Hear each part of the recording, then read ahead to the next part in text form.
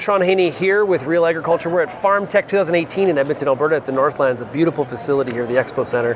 Right now I am joined by Cam Dahl, President of Cereals Canada. Cam, how's it going? It's going well, Sean. Pleasure to be here. Yeah, do you like our lounge? Like, this is nice. I like the lounge, and you know what? There's 2,000 farmers at this cool event, and it's a really good event. And I hope later on they all come here to consume a beverage. And you know what? The lineups are going to get big. I hope they got 3 bars set up, so I hope they're ready for us. Okay, so a lot of stuff going on at Cereals Canada. This is a going concern you got going on here. It's been a busy sort of 6 months, and most of them actually are centered around a lot of the market access issues that we're facing. And all commodities are we see it in lentils with India or canola with China, and the market access issues are probably the biggest issue facing the grains industry. Okay, what is Italy trying to do to us here with durum? Bluntly, they're trying to keep our durum out.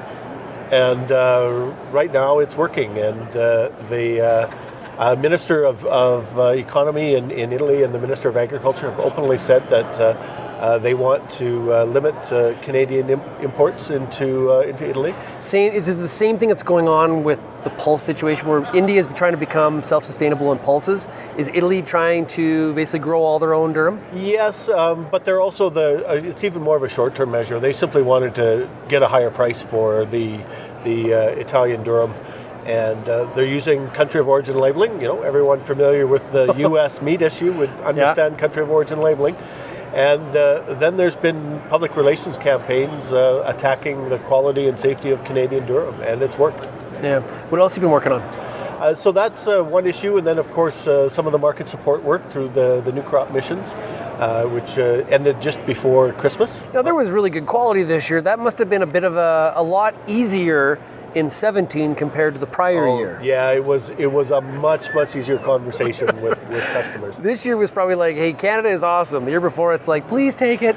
In fact, one of the questions we got was, where can I buy number 2? And that's a hard question to answer. Buy a time machine, you can get number 4 in 16. It's harder to answer that question. So yes, it was outside of Italy, and outside of places like the UK, where we are getting those glyphosate questions, for example. Right. That it was a much easier year this year than previous years. Okay, so you go on those new crop missions. A lot of the audience probably doesn't know what those are, because this is the way it goes. What are they?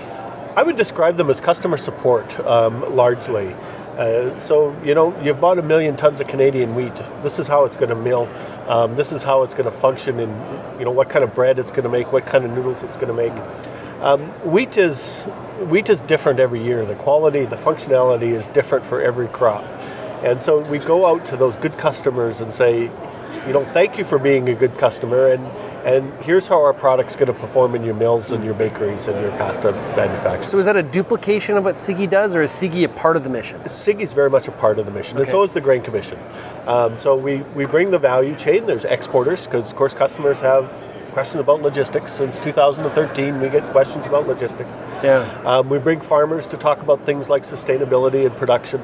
And then, of course, SIGI and the Grain Commission to talk about some of those quality aspects. What are they saying? What are those international customers saying about Canadian product? Because we kind of went through this whole spell, like when the wheat board left, we thought we were going to be growing a lot of high-yielding utility wheats, like CPSs, right? That lasted for about a year. We realized that that's really not Canada's game. We're seeing a lot of competition in the wheat complex from Russia. Where does Canada kind of fit here now? Yeah, you know what? That's a really good question. And I think your last point is what's really changed. You go back 15 years, Russia and Ukraine exported about 6 million tons. Last year, they exported over 45 million tons, and that's going to grow more. And so that's what has really changed in the last while, is this growth in that, call it the medium, lower protein wheats coming out of the Black Sea. And that is the major competition for things like CPS, and why we're seeing that renewed focus on higher protein, higher quality wheats coming out of Canada. The market has really changed.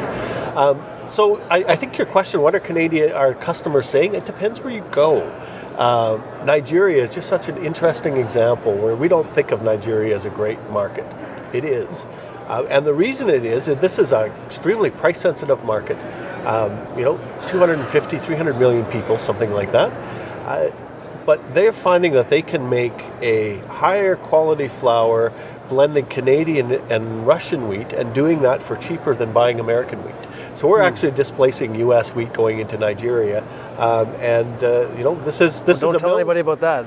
Yeah, this is a million ton customer, right? Or Bangladesh Right. for very similar reasons. It's so the discussions you have with customers like that about how Canadian wheat functions in almost like an additive to other lower quality wheats is very different than Japan, who are targeting that very high quality product. So this is interesting because as I'm hearing you talk, I'm thinking about the word diversity comes to mind. So a lot of times when we talk about the consumer, we talk about that consumer as if it's one person.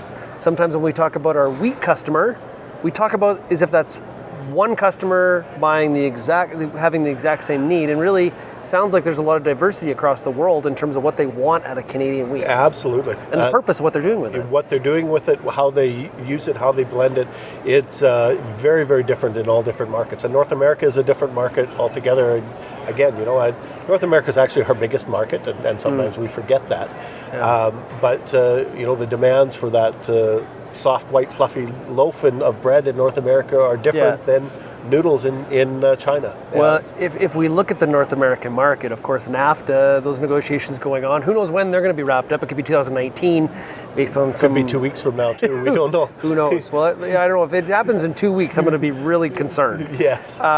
Wheat has not had much of a presence in the talks. We expected that. Yeah. Canada was actually lobbying harder for some of the changes in regards to U.S. wheat being imported into the country, but you must be concerned somewhat in terms of how the talks are going. You've been at some of the talks. Yeah, no, you know what? I am very concerned, actually. And because a free trade agreement isn't just about removing tariffs and quotas. It's also about putting out that structure that prevent new barriers, new tariffs, new non-tariff barriers from coming in place. If you're under the structure of a negotiated trade agreement, those are much more difficult. So if we get into a situation where we don't have NAFTA and something happens that the northern tier states are mad at Canada, and all of a sudden you see new tariffs coming in place, without NAFTA, there's almost nothing we can do about that. Yeah. And we've seen those happen in past years, and it's it can be very devastating to markets. Hey, we lived for a long time with a non-tariff barrier. It was called the wheat board, where we couldn't ship south. We don't want to go back to that kind of situation again. We don't want to go back. That's the U.S. is our biggest foreign customer. We want to keep them. And in fact, Mexico's the biggest customer for U.S. wheat. So yeah, and I've been noticing too that some of the U.S. wheat groups, I think it's the U.S. Wheat Associates, they've been the most outspoken about their concern about some of the White House's trade tactics and some of the things that they're doing. So yes, and that applies to the TPP too, of course. Where the Monday before, I was concerned that it was going to be a TPP 10. So when we got the announcement that Canada was in, I was thrilled. Yes. We're going to have a tariff advantage on the U.S. going into Japan. That high quality, high valued market that is going to see instant growth when we sign the TPP. It's good. And they're talking about south of the border, because I go on RFD TV all the time. They're talking about it. Yeah, absolutely. And then we get to participate in the growth of Asia. And so, it's that's really exciting. The NAFTA, I guess they're more optimistic coming out of Montreal, but it's not that much more. That feels like the general spin coming out of it is that we're promoting as this. I don't know. I listened to Lighthouse's presser. It was. They didn't agree on a written statement, so that tells you something. There's some disagreement. So a little bit about your group. Your members. Who's in Cereals Canada?